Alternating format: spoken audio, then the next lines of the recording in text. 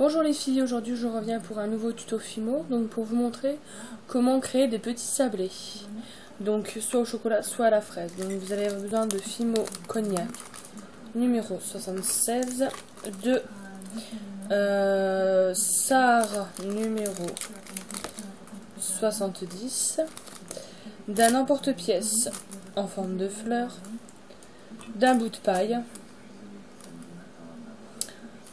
Ensuite de pastel sèche, donc soit marron comme ceci, soit rouge. Vous allez avoir besoin également de Fimo liquide, d'un cure-dent, de deux clous à œil et d'un scalpel ou cutter, enfin ce que vous savez pour découper. Et également de ce que vous savez pour aplatir. Donc moi, comme vous le savez, c'est une bonbonne de déodorant. Alors pour commencer, donc vous mélangez donc le savane avec l'ocre, je dis n'importe quoi, avec le cognac, pardon. Donc vous mettez plus de savane que de cognac, donc ça donne ça. Vous formez une boule. Voilà, que vous allez venir aplatir. Donc pas trop fin, pas trop épais. Donc si vous voulez faire une bague, vous faites deux fleurs. Enfin vous faites deux trous avec votre porte-pièce. Si vous voulez faire des boucles d'oreilles, vous en faites 4. Tout simplement. Voilà.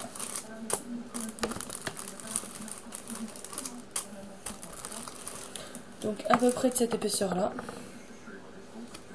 Voilà, donc vous prenez votre porte-pièce et là, vous, comme je vais faire des boucles d'oreilles, vous en faites 4.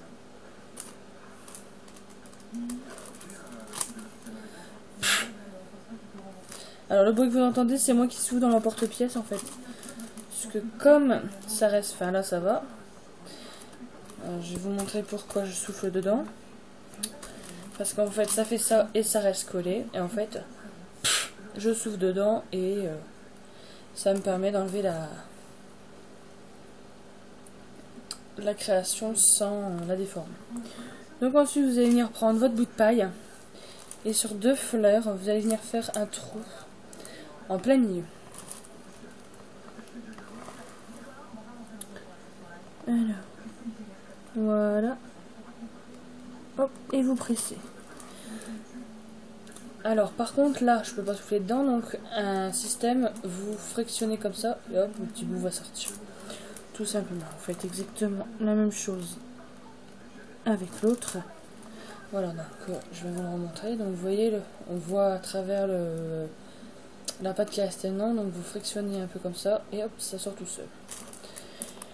Donc de là vous prenez un pot, enfin moi je vais prendre un vieux morceau de papier. Vous prenez votre pâte Fimo liquide, vous en mettez un tout petit peu, hein, pas des quantités astronomiques, ça sert à rien sinon vous allez gâcher, donc vous voyez, j'en ai vraiment pas mis beaucoup. Donc là vous choisissez donc soit au chocolat, soit à la fraise, donc marron ou rouge, donc moi je vais prendre à la fraise. Donc en fait vous allez venir prendre votre scalpel, votre pastel sèche et en fait vous allez gratter en fait pour former de la poussière. Donc plus vous voulez rouge, plus vous allez mettre de pastel, moins vous allez vouloir rouge, moins vous mettez de pastel tout simplement.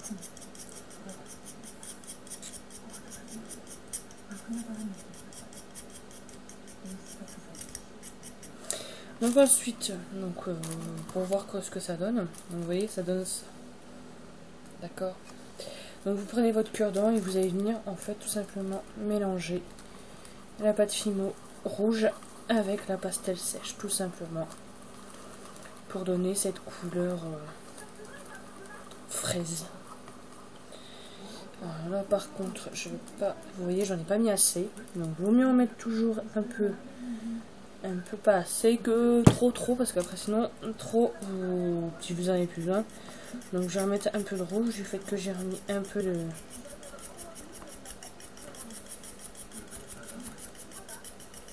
Voilà. Comme j'ai remis de la pâte transparente, je remets un peu de rouge. Voilà. Donc ensuite, vous allez venir prendre les deux faces où il n'y a pas le trou. Donc les retourner. Vous allez prendre vos clous à œil. Et vous allez les positionner donc de la manière que vous voulez. Donc vous appuyez un peu légèrement pour que ça rentre un peu dans la pâte. Donc ça va faire comme ça. D'accord. Vous faites exactement la même chose avec la deuxième. Voilà, vous appuyez légèrement. Et en fait de là, vous allez venir prendre. Alors, je vais me rapprocher un peu pour que vous voyez mieux. Voilà. Voilà. Mon tapis est un peu gondolé. Alors voilà, donc vous remélangez bien. Et en fait là vous allez venir prendre de la pâte fimo liquide sur votre cure-dent. Et vous allez venir le positionner en badigeonner en fait sur la partie où vous venez de mettre le clou à œil. Voilà. Alors faut éviter d'en mettre trop sur les bords. Parce que comme vous allez venir positionner l'autre côté, faut pas que ça déborde. Voilà. Donc vous en mettez principalement dans le centre. Alors vous faites la même chose de l'autre côté en fait pour équilibrer. Et en fait ce qui restera, ce qui restera de pâte de coulis en fait, moi j'appelle ça un coulis, vous le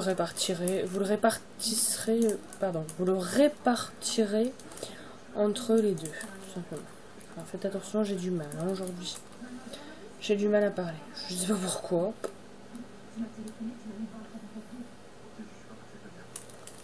Voilà. Alors par contre.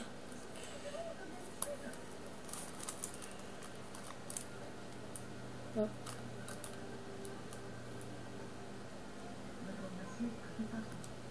Voilà. Et il y en aura un peu de trop à mon avis.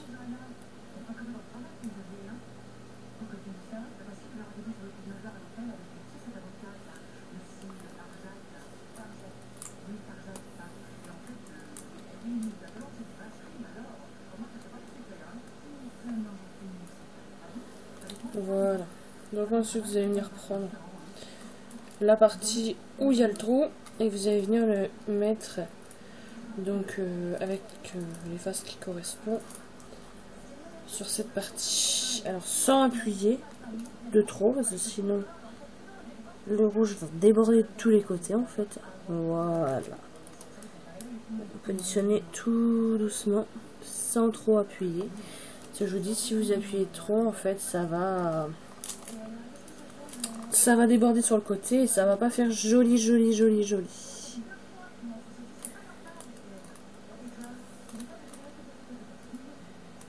Donc voilà. Alors je peux pas vous faire voir ce que ça donne en fait parce que si je penche la création tout va couler.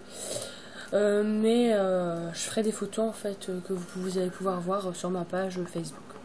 Donc voilà, donc j'espère que ce petit tuto vous aura plu.